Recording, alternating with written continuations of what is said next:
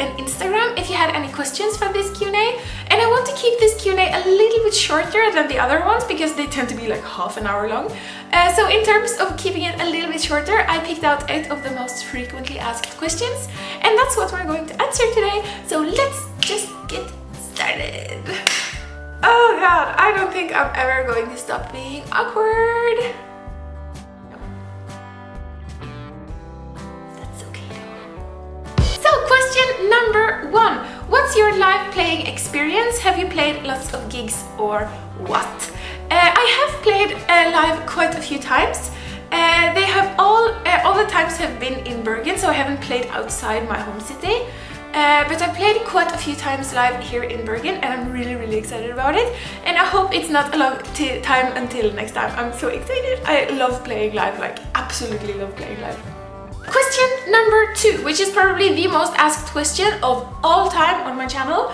Can you explain how to learn sweep picking simply? It's such a difficult technique to play, and when something is really difficult to play, it's also really difficult to learn.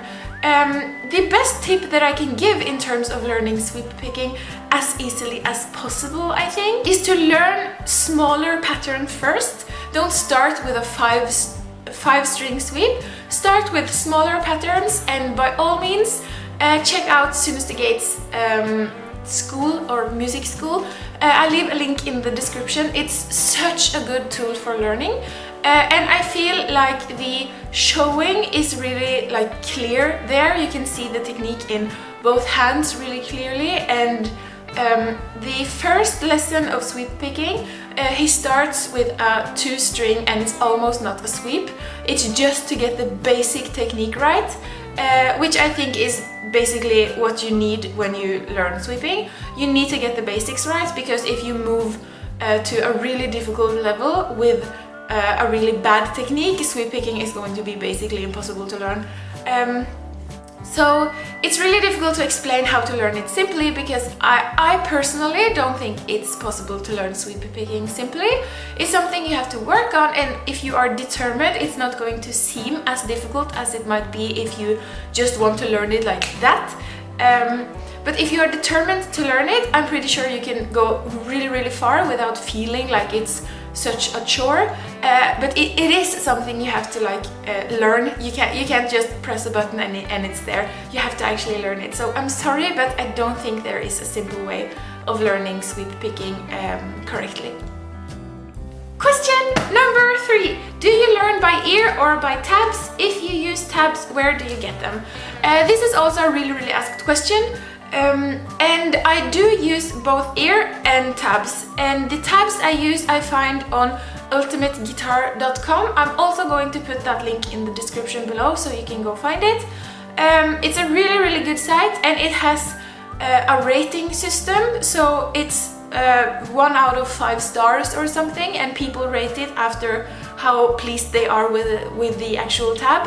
And when you see a tab that has 4 or more stars, that's a good tab that you can use. If it has less than, like, if it has 3 or less stars, it's most likely not going to be very correct, because it's just normal people making the tabs. I don't know how to like explain it properly, but it's not the people that make the music that make the tabs.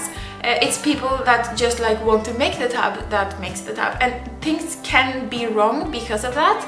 And really often I correct tabs for my own like preference, because sometimes the note can be correct but the playing is kind of weird.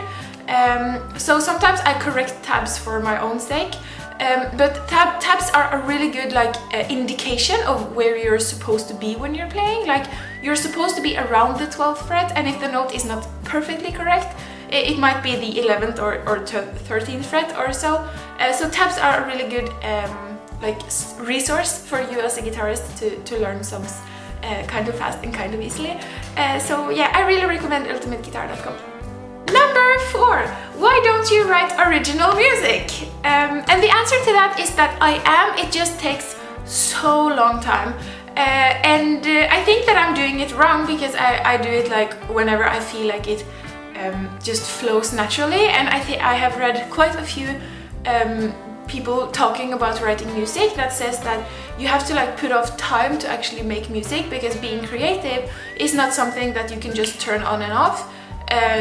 You can't just wait for it to come around, because since you can't turn it on and off, you just have to like wait until you're in the mood, and that's really ineffective in terms of making not a lot of music, because I think that you should have a certain quality of what you make, so quality over quantity again. But I have some originals lying around here and there, and I might post those, but I do make music. I just take a really long time making music, and I hope that with cutting down on the Metal Sunday quantity, I can be able to focus a little bit more on my own music as well. So I do make music, I'm just really slow. Also, I'm working on being not so slow, so yeah. Question number 5. Would you ever go on tour? If so, would you like mostly to go on tour solo or with a band? This question was asked so much in this Q&A, and I'm really excited about it, because that means that you guys would like to hang out on tour, and that means so much to me, so thank you. And I would really like to go on tour. That would be amazing. And to be quite honest, I would prefer going with a band, because I think it's a really nice like experience to share with like musician friends. But as of right now, I am not in a band, so I wouldn't be able to go on tour with a band as of right now. But I don't know, going on tour solo would be pretty cool as well. Going on tour in general would be awesome. So I would really like to go on tour and visit like all the countries in the US, and in the US is a country, so yeah, there's that. To visit like the US and to visit all the countries in Europe, and oh my god, it would be so cool. Question number 6. Will you make your own record? And again, I am working on it. I'm just super slow. So as of right now, I don't have anything like organized in terms of making my own record, because I don't have enough material to make my own record. But I would love to make my own record when I am able to like produce enough content for it or so. So yeah, I would love to make a record. So excited! You're asking all the exciting questions today. Okay, question number 7, I technically answered this already. Are you in a band, or have you been in a band? I have been in quite a few bands, and they have been like all over the place for different reasons. So some people have moved, and some people have not wanted to like pursue it further, and like all the reasons that I'm currently not in a band. But the most recent band that I was in 2017, or last year. And we decided to take a little break, and we haven't really talked where we're going with this afterwards. So yeah, I'm excited to see where things are going, but currently, as of right now, I'm not in a band. But yeah, as I said earlier in the video, I absolutely love playing live, so I really can't wait to start it up again. And question number 8, which is kind of connected, a few questions, yeah, favorite non-metal musician / group, and this is connected to Norwegian people who inspire me, because there was a question on Norwegian people who inspire me, who as in terms of Norwegian bands or Norwegian musicians inspire you, and I have to say Kaiser's Orchestra is the non-metal band that inspires me. They make so cool music, and I absolutely love their music. And one of the guitarists has a band as well, which is called Skambankt, which is so cool. Oh my god. So in terms of non-metal, those are the Norwegian musicians that inspire me the most. Also, Aurora is a really huge inspiration for me, because she is just herself 100%, and she's absolutely lovely, and her music is just amazing.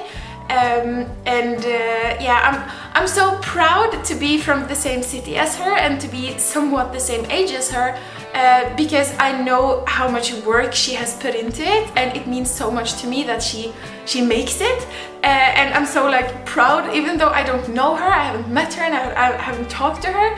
I just feel so proud, like to be a part of the same city, a part of the same generation, and see what she is able to like make and such. She's just amazing, and she's just like so goals. And in terms of like Norwegian musicians who inspire me, I can't not mention Kvelertak, but Kvelertak is metal, so that doesn't go for favorite non-metal type of musicians, yeah, so that is the last question, and I hope that this Q&A is going to be a little bit short. Yeah, thank you for asking the questions, and thanks for hanging out, and it would mean so much to me to like go on tour and meet people, and I would actually really like to go to some conventions as well. So if you know some conventions or so that are really like cool for not only YouTubers but maybe music YouTubers or music conventions, doesn't have to be in a YouTube relation at all.